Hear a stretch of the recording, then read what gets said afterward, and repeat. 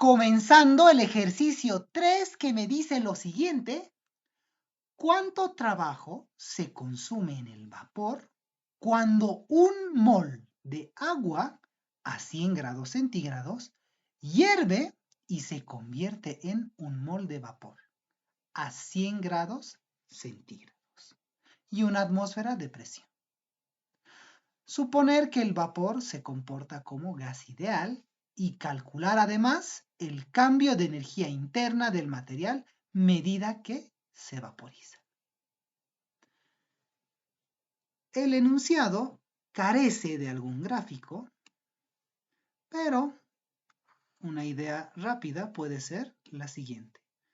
Tenemos una transición, por más de que acá se hable de vapor, a 100 grados centígrados se puede tener un recipiente con agua con un estado de ebullición a 100 grados centígrados en el momento de hervir. ¿Qué es lo que se indica? Esto se vuelve en vapor, específicamente se habla de un mol de vapor, o un mol de agua, es lo mismo, a 100 grados centígrados y a una atmósfera de presión. Evidentemente, este mol de vapor es igual a un mol de agua. Por más que se haya vuelto vapor, igual sigue siendo agua. Si es un mol de vapor, ¿cuánto es su masa? El hidrógeno tiene 1, el oxígeno tiene un peso molecular de 16. 16 más 1, 1 por 2, 18. Es decir que este mol tiene una masita de 18 gramos. 18 gramos. O en kilogramos sería 0,018. ¿Qué es lo que se puede hacer? Se pregunta puntualmente el trabajo consumido. El trabajo. Para el trabajo es necesario analizar el volumen. ¿Pero de qué manera? Tenemos acá una transición un poco rara. Estamos justamente en el momento de hervir. Por lo pronto, ¿qué es lo que se puede hacer? Se tiene información de un mol. Muy bien. La temperatura de 100 grados centígrados, lo cual viene a ser en Kelvin más 273 sería directamente 373 Kelvin. Muy bien. Una atmósfera. Las atmósferas no son parte del sistema internacional, pero se sabe que en una atmósfera hay 101.325 pascales. Muy bien. 101.325 pascales. Muy bien. Llegados a ese punto, ¿qué es lo que se puede hacer? Se tiene un mol, temperatura y presión. Como acá ya se habla de un estado gaseoso, además de que ya se tiene la masa, conviene calcular el volumen de esta situación.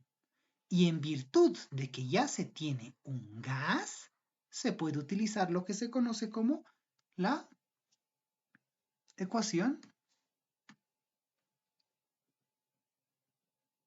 presión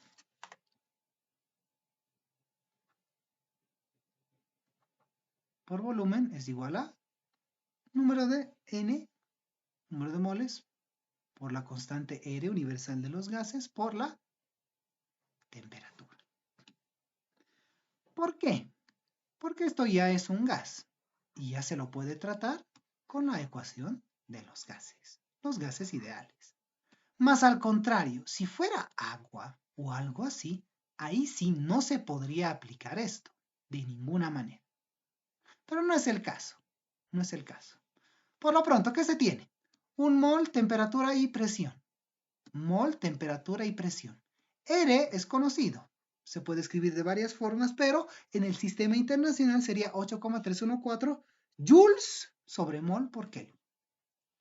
Es decir, se tiene la presión, se tiene N, se tiene R, se tiene T, no se tiene el volumen. Perfecto, entonces se puede determinar el volumen. El volumen resulta ser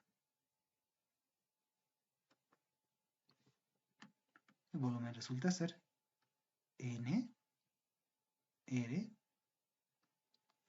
por la temperatura sobre la presión. Un simple despeje. Todos los valores son conocidos.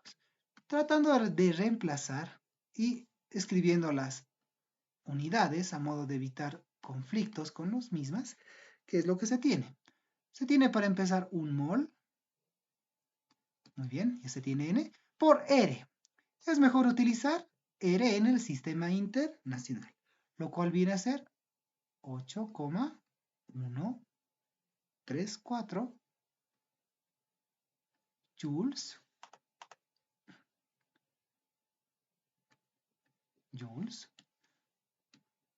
sobre mol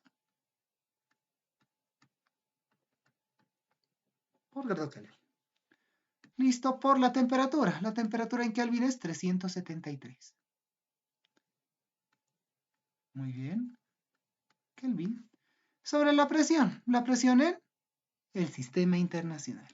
Es decir, en Pascal, 101.325.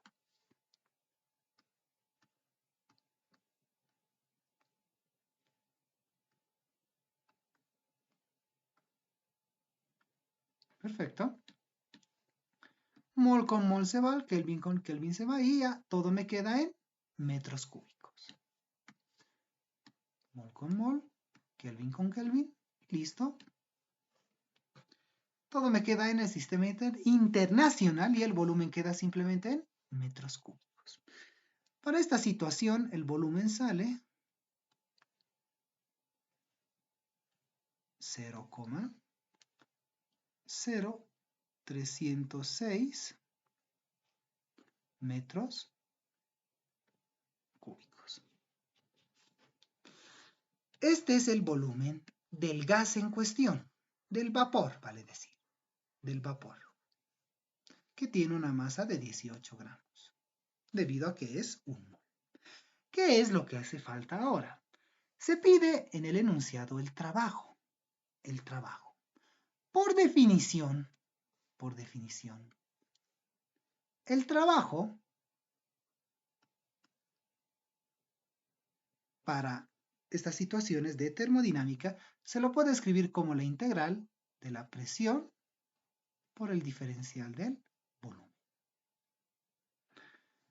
En este caso, no podemos pensar que la presión cambia en ningún sentido. No se dice nada de eso en el enunciado. Por lo pronto, la presión es constante, sale de la integral y lo único que se tiene es presión por la integral del diferencial de B. En ese sentido, si se colocan límites generales, lo único que se tendría era presión por un delta del volumen. Es decir, un volumen final menos un volumen inicial. La verdadera pregunta acá es, ¿cuál es el volumen final e inicial? En el problema no se especifica de dos transiciones. Es más, es un estado de vaporización. ¿Cómo se puede pensar en un volumen inicial si al final nomás hay calor, hay vapor? El vapor está acá, pero antes no podemos pensar que existía. No se puede. ¿Qué quiere decir esto? Que si se analiza de esa forma, la presión, que al fin y al cabo es una atmósfera, por el delta B resulta ser lo siguiente. El trabajo va a ser igual a 101.325 por el delta B. Nuevamente, el vapor está acá. Antes, ¿qué había? No había vapor. Por tanto, el volumen final va a ser justamente este volumen. Final menos inicial. ¿Cuál es el inicial? No existe en realidad, porque es un proceso de vaporización. No existía antes. Perfecto, entonces el volumen inicial sería 0. 0. En ese sentido tenemos 0,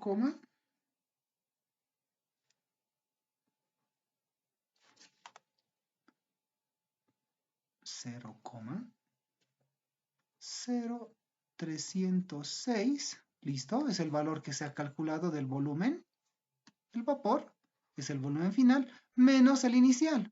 ¿El inicial cuánto es? 0, porque no había vapor antes. Muy bien. ¿Qué es lo que se tiene ahora? Solo es aplicar un producto y el trabajo que resulta es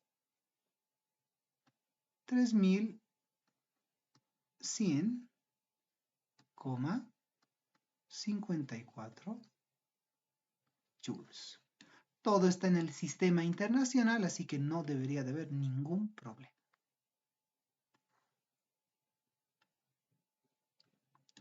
Este es el trabajo. 3100,54 joules. Sin embargo, el enunciado también pide calcular el cambio de energía interna del material, medida que se vaporiza. ¿Cómo se puede analizar algo así? Escribiendo la primera ley. ¿Qué es lo que se tiene? Delta U es igual a el calor menos el trabajo. Menos el trabajo. ¿De dónde sale este calor? El trabajo ya está determinado. Ya está determinado. Se pide el delta U. Esto ya está determinado, 3100,54. Pero el calor no. ¿Para qué se necesita el calor? Es un proceso de vaporización. Vaporización. Quiere decir que es un calor latente. Latente. Y para el calor latente la expresión es relativamente simple. Lo único que se tiene es un delta U igual a un calor latente. ¿Y qué es igual el calor latente? La masa por un lambda. Y en este caso sería un lambda de vaporización. De vaporización. Menos el trabajo ya calculado. La masa ya está determinada. Debido a que era un mol de agua, un mol de vapor, 2, 1, oxígeno 16. La masa es 18 gramos. Perfecto. En cuanto al lambda de vaporización, es una constante que está en cualquier tablita. Para el sistema internacional tenemos 2,26 por 10 a la 6 joules por kilogramo. Muy bien. En ese sentido, lo que se tiene es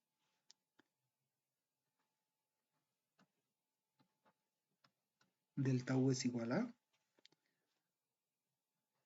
0,018 kilogramos la masa del mol de agua por la constante lambda 2,26 por 10 a la 6 menos el valor del trabajo, que en este caso es 3100,54. Todo está en el sistema internacional, no debería de haber ningún problema. Por lo tanto, el cambio de energía interna resultante es 37.579.